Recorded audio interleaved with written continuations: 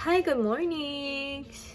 Ayun, meron na naman akong isang story na i-share dito sa aking Nalin's Life channel. Ito nga ay isang kwento ng aking buhay. So, meron na naman tayong isang hindi special, kundi experience siya for today.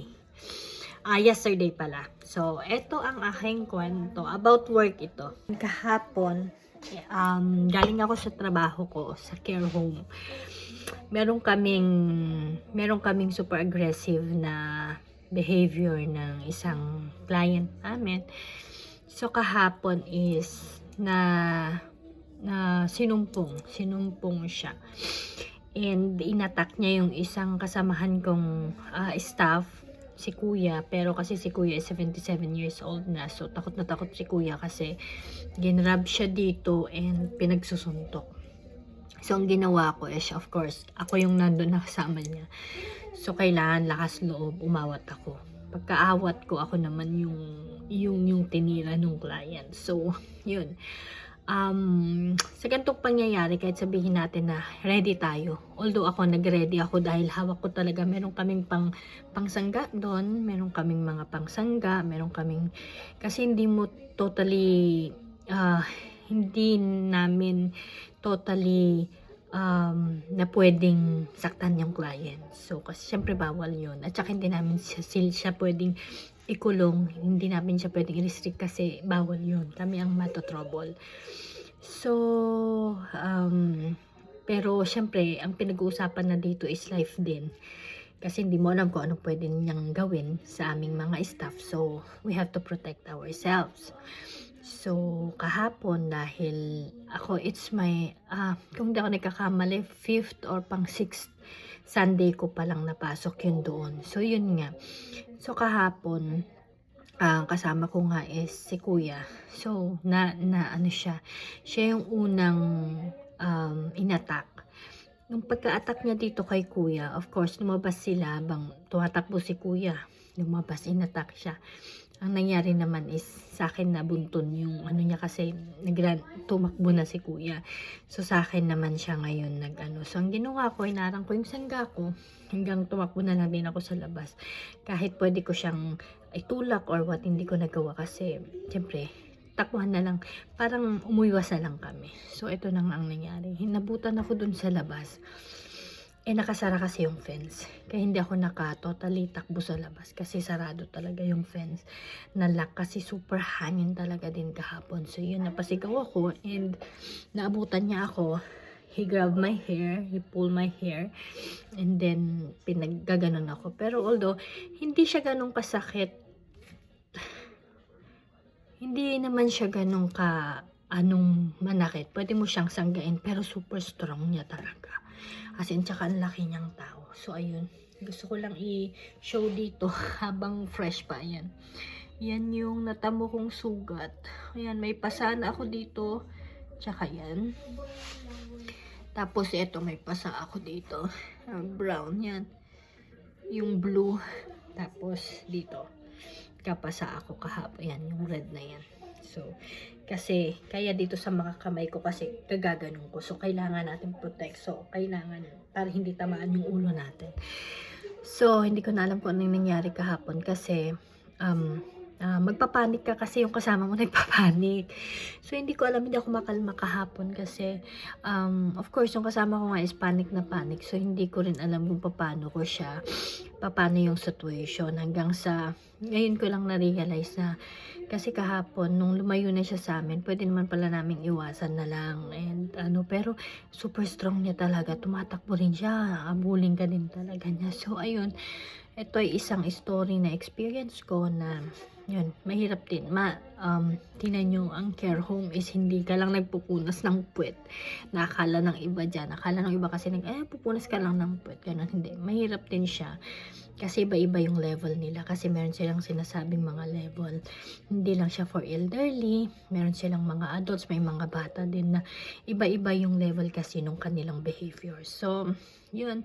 So, napunta ako sa 4i yun. Pero, hindi ko alam bakit siya nandun. Ang 4i kasi parang medyo mababang level na yun na dapat yung mga patient. dapat nasa 7 eyes siya eh, kasi yung parang mga, yun yung mga talagang ma-behavior na tao. Pero, ayun, sa sitwasyon na ganito, dapat pala talagang kalmado tayo and alam natin yung ginagawa natin.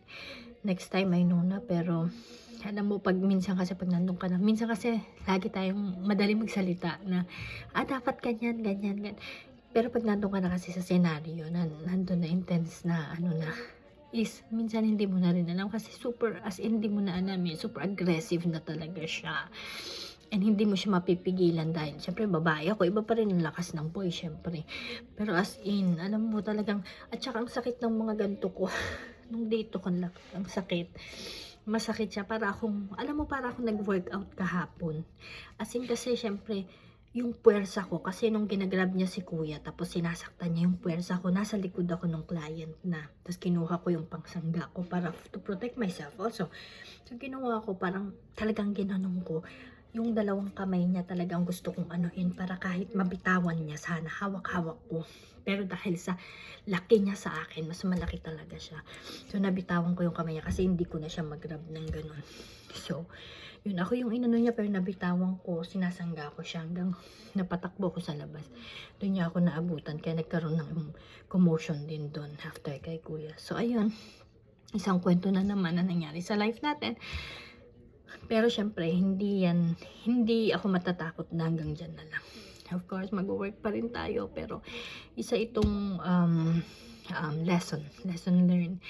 And minsan kasi nakakaano yung ganyan eh, parang sila yung, alam mo yun, yung parang, ano ba tawag dito? Kapag nag-give up ka kasi agad, tapos sasabihin mo na ayoko na, wala, ikaw ang talo. So, syempre, sila kasi is kailangan din nila ng guidance, kailangan din nila ng ano talaga. So, kailangan maging alert lang. So, yun, alert. Pero although kahapon talagang nakikita ko na mag-iiba na siya ng behavior kasi binigyan na nila ako ng signs. Nasabi nila na gantong sign yan kapag magbe-behavior. So, parang nakita ko yun. Ang ginawa ko, pas nag-ready ako, sabi ko pa dun sa isang kasama kong staff, kuya, get ready.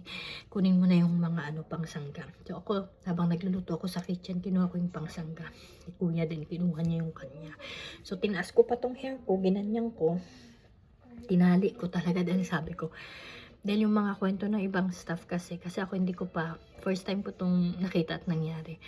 Hindi ko pa talaga alam yung behavior niya ng client. So, pero sinabi nga nila na nananabunot. So, tinas ko na yung hair ko. Talagang nag-get ready na ako. So, ayun. Siguro, ang nangyari lang na parang hindi ko is, kapag may kasama ka kasing parang hindi rin alam yung gagawin, tas takot, hindi kalmado. Parang yun, hindi ka rin makakalma kasi syempre first time mo. Pero, ayun, syempre hindi rin natin masisi kasi yung kasama ko is matanda na rin. So, syempre, bibigay na rin yung katawan niya. Hindi niya na kaya. Hindi niya na kayang, lumaban. So, although nilalabanan namin kasi, syempre, to protect, defend din yun na, syempre, parang hindi ka masaktan. So, panay ako na, ko, yan nga, pasa nga. Kasi, so, yun. Hanggang sa tumawag si kuya ng pulis, tumawag din ako nung admin namin. So, dumating naman yung admin namin ng 7 o'clock. Tapos pero kumalma na yung patient kasi napagod siguro. Kasi nagtakbuhan pa kami, ganyan. So, ayun.